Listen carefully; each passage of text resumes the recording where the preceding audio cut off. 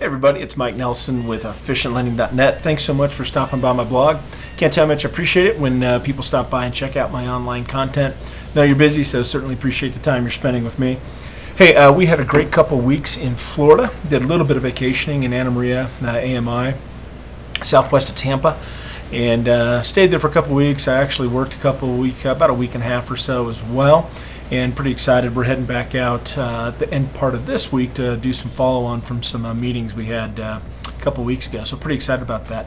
Woke up this morning, looked outside. It is a gorgeous day in South Denver, and thought I might just take a picture of Pikes Peak all the way up to Longs Peak, which is above Boulder and Rocky Mountain National Park, and of course Pikes Peak's down in Colorado Springs. So you can see the entire length of the Front Range and Pikes Peak. I think it's 14,238 feet, something like that. Highest point west of the Rockies, or east of the Rockies, I guess I should say, to the eastern coast of the United States.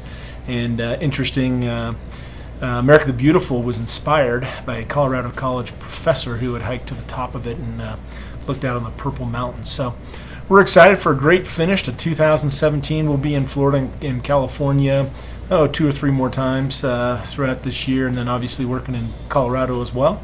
Thanks again for checking out my blog. Hope you have a great day.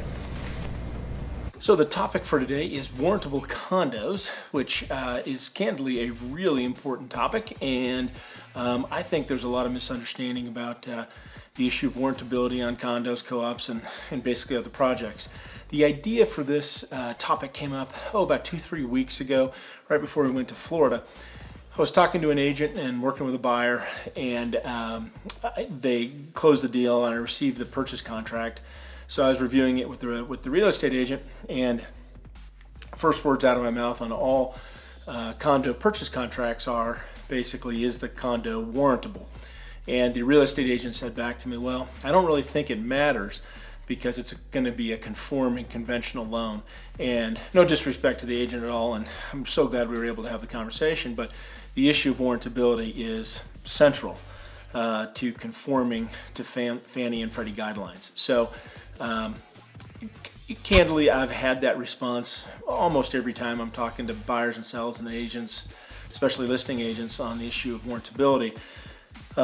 Truth of the matter is the buyers and sellers really shouldn't know what this is. It's pretty deep into the woods and pretty technical. And after all, a buyer and a seller, they're paying professionals in the lending, real estate, and title industries to be able to navigate these types of issues. But the listing agents and the buying agents should have a pretty good familiarity with warrantability. So let's just start off with a quick definition of what it is. Warrantability is defined in the Fannie and Freddie guidelines, and basically the issues, there's numerous, but the overview and the idea is Fannie and Freddie want to know the ownership of the condo project. For example, does any one owner have more than 10% ownership of the units?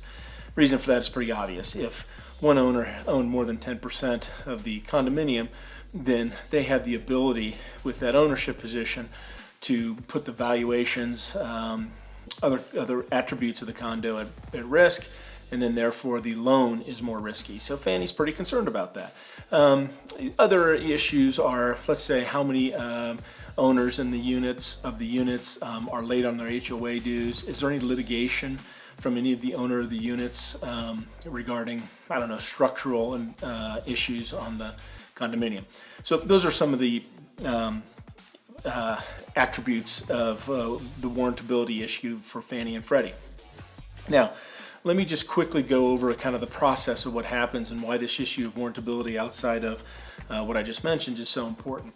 So when that contract hit me, then I was talking to the agent about, I had it and I had already done my pre-approval, so I was able to clean up the file and I immediately submit it to my processor.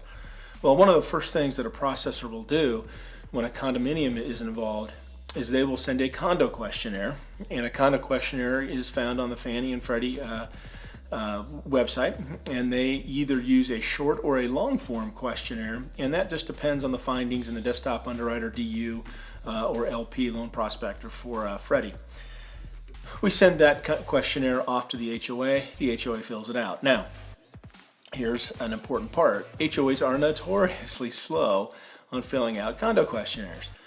So in the meanwhile, while the HOA is filling out this questionnaire, The buyer may have paid for appraisals, inspections, a whole host of fees, and those fees typically, most of them are non-refundable. So let's say the buyer has paid those fees 2-3 weeks later, we get the HOA questionnaire, the condo questionnaire back, and lo and behold, it is non-warrantable. Well, obviously we have a problem. The buyer has spent money, put money at risk, and now we can't fund the loan. Now, I will tell you, many companies, my company is one of them, we have products that will work for non-warrantable condos in certain circumstances. The issue here, though, is this is not an easy fix. I mean, we've got to look at a new investor, we've got to re-underwrite the loan, a whole bunch of steps involved here, and it's just not a smooth and easy transaction. All of it could have been avoided had we known if the project was warrantable or not prior to the consummation of the purchase contract. Be honest with you, not many listing agents and sellers want to do that because most typically the HOAs will charge between $100 and $250 to fill out a condo questionnaire. So clearly the listing agent, the buying agent, buyer and sellers have to deal with how these fees on condo questionnaires are going to be paid. And it's just another negotiating point, obviously. So this is a pretty deep topic for a quick YouTube post. I have included an article on my blog. There's a link below to an article from Mortgage Reports that I think is outstanding, good overview of what warrantability is. But beyond that, I love chatting with people, meeting new people. Please do feel free to text, call, or email anytime. Hope to help if I can. And just wish you great success and have a wonderful week.